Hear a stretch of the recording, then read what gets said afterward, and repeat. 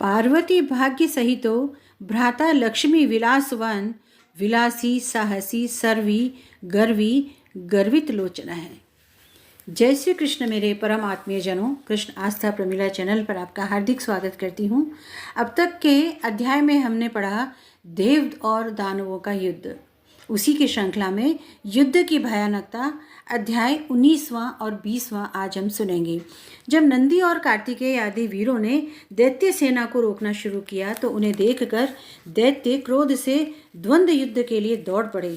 शीघ्र ही कवच धारण करके कालनेमी नंदी से, शुंभ गणेश जी से और निशुंभ स्वामी कार्तिकेय से युद्ध के लिए दौड़ चले। स्वामी कार्तिकेय के वाहन मोर की छाती में निशुंभ ने 5 बाण मारे, जिससे वह मूर्छित होकर के गिर पड़ा। इससे कार्तिकेय क्रोधित हो गए और वे शक्ति को पकड़ ही रहे थे कि तब तक निशुंभ ने अपनी शक्ति से उन्हें गिरा दिया। उधर नंदी ने कालनेमी को घायल कर दिया और 7 बाणों से घोड़ों, पताका और धनुष को काट दिया। कालनेमी ने भी क्रोधित होकर के नंदी के धनुष को काट दिया। इस पर बलवान नंदी ने धनुष को त्याग करके शूल से कालनेमी की छाती पर वार किया। कालनेमी और निशुंभ दोनों एक साथ गणेश जी पर बाणों से इस प्रकार प्रहार करने लगे जैसे हाथी पर अंकुश लगाया जाता है। गणेश जी की पीड़ित अवस्था को देख करके महाबली वीरभद्र करोड़ों भूतों के साथ दौड़ पड़े।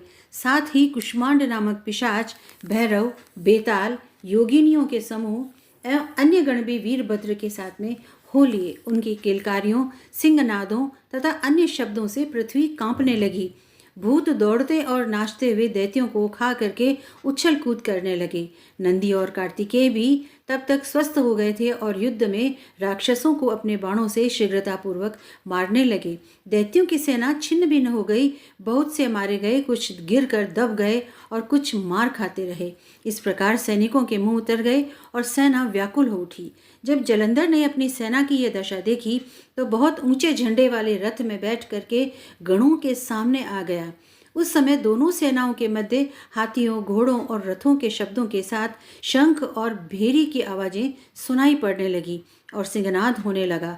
जलंधर की बाण वर्षा से आकाश और पृथ्वी के बीच का भाग इस प्रकार ढक गया मानो कुहरा छा गया हो। जलंधर ने 5 बाणों से गणेश जी को, 9 बाणों से नंदी को और 20 बाणों से वीरभद्र को घायल कर दिया और बादलों की भांति गरजने लगा। कार्तिकेय ने शीघ्रता से उस असुर पर अपनी शक्ति से प्रहार किया। शक्ति के प्रहार से व्याकुल होकर के जलंधर घूमने लगा। तब दैत्यराज जलंधर अत्यंत क्रुद्ध हुआ और भयंकर शक्ति का वार करके गणेश जी को गिरा दिया और दूसरे रथ पर चढ़ गया। जलंधर परिध और तलवार लेकर के दौड़ा। परिध को उसने वीरभद्र के मस्तक पर मारा। वीरभद्र के मस्तक से रक्त बहने लगा और वह भूमि पर गिर पड़ा। अध्याय 20वां गंधर्वी माया। वीरभद्र को देखते हुए रुद्र के गण डर करके संग्राम भूमि को त्याग करके पुकारते हुए शिवजी के पास गए। उनके शोर शराबे को सुन करके शिवजी ने हंसते हुए देखा और फिर युद्ध में प्रस्थान कर गए। रुद्र को आते देख कर लौटे हुए गण सिंहनाद करके पुनः बाणों की वर्षा से राक्षसों को मारने लगे।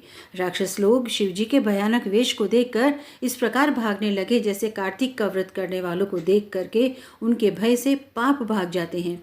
जलंधर दैत्यों को भागते देख करके क्रोध में भर गया। हजारों बाण छोड़ता हुआ शिवजी पर झपटा और उनके साथ में अन्य राक्षस भी शिवजी पर झपट पड़े, जिनमें प्रमुख थे शुंभ, निशुंभ, अश्वमुख, कालनेमी, बलाहक, खड्गरोमा, प्रचंड और घसमर। जब शिवजी ने देखा कि उनकी सेना बाणों के अंधकार से ढक गई है तो राक्षसों के बाणों को काट कर अपने बाणों से आकाश ढक दिया। उस समय उन्होंने राक्षसों को अपने बाणों की आंधी से व्याकुल कर दिया और प्रचंड बाणों के समूह से उन्हें भूमि पर गिरा दिया।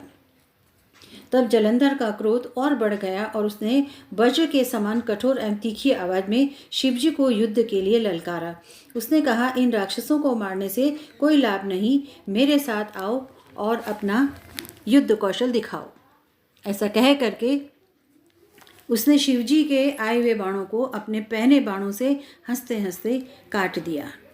इस प्रकार वह घूंसा तान करके मारने की इच्छा से शिवजी पर टूट पड़ा और तत्काल ही अपने बाणों से शिवजी ने उसे एक कोस पीछे हटा दिया। तब जलंधर दैत्य को देख करके शिवजी को अति बलवान समझा जलंधर ने और उनको मोहित करने वाली अनोखी गंधर्वी माया को उत्पन्न किया।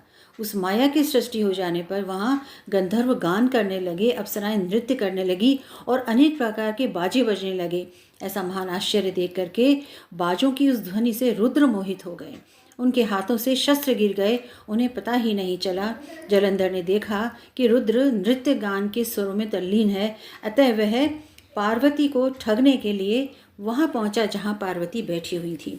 महाबली शुंभ और निशुंभ को युद्धभूमि में छोड़ करके जलंधर ने शिव का रूप धारण किया और जैसे 10 भुजाएं, 5 मुख, 3 नेत्र और जटाएं वह एक बड़े बैल पर चढ़ गया और पार्वती जी ने शिव समझ करके सखियों के बीच से उठी और उनके दर्शन के लिए बीच रास्ते में आकर के खड़ी हो गई। तत्काल ही पार्वती को पता चला कि यह राक्षस है, तो भय से घबराकर छिपती हुई शीघ्र ही उत्तर दिशा में मानसरोवर की ओर चली गई। जलंधर ने जब पार्वती को नहीं देखा तो क्षण भर में बड़ी शीघ्रता से युद्ध में आ पहुंचा जहां शिवजी थे।